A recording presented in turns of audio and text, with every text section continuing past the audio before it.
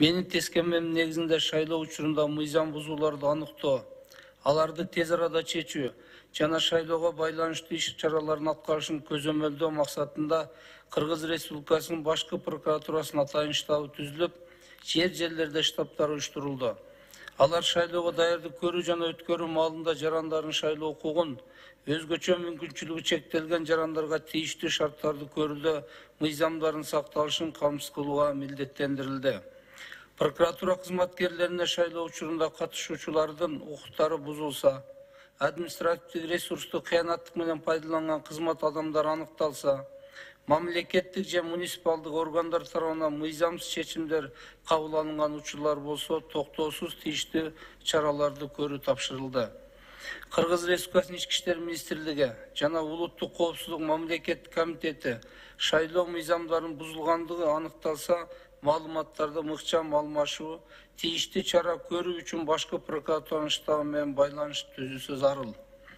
Анткени укук коргоо органдарынын жана башка мамлекеттик мекемелердин жетекчилери шайлоого даярдык көрүүдө жана өткөрүүдө коомдук тартипти жана жарандардын коопсуздугун сактоодо мыйзамдын талаптарын так аткарууга тийиш. Ошондуктан Кыргыз Республикасынын башкы прокуратурасы бүгүнкү күндө борбордук шайлоо комиссиясы жана башка органдар менен тыгыз иш алып барууда. Учурдан пайдаланып, Кыргыз Республикасынын президентин жана Кыргыз Республикасынын Жогорку Кеңешинин депутаттарын шайлоо жөнүндө конституциялык мыйзамына ылайык мамлекеттик жарандык жана муниципалдык кызматчылар, мамлекеттик саясий кызмат орундарын ээлеген адамдар, шайлоо комиссияларынын мүчөлөрү, байкоочулар, эл аралык байкоочулар, диний ишмерлер, кайрымдуулук иштери менен алектенишкен уюмдардын уюштуруучулары жана мүчөлөрү, 18 жашка толо элек жарандар, чет элдик жарандар жана уюмдар үгүт жүргүзүүгө, үгүт материалдарын чыгарууга жана таркатууга укуксуз экендигин баса белгилейм.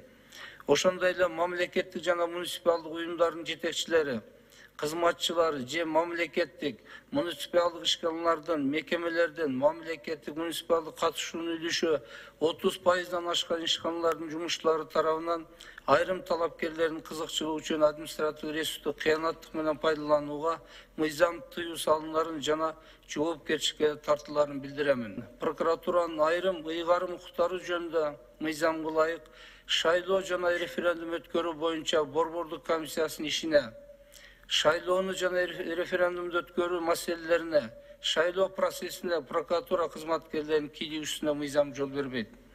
Ал эми шайлоо мыйзамдарын бузуу фактылары тууралуу маалыматтардын көпчүлүгү массалык маалымат каражаттарына жана интернет тармактарына жарыялангандыктан бул боюнча тынымсыз мониторинг жүргүзүлүүдө.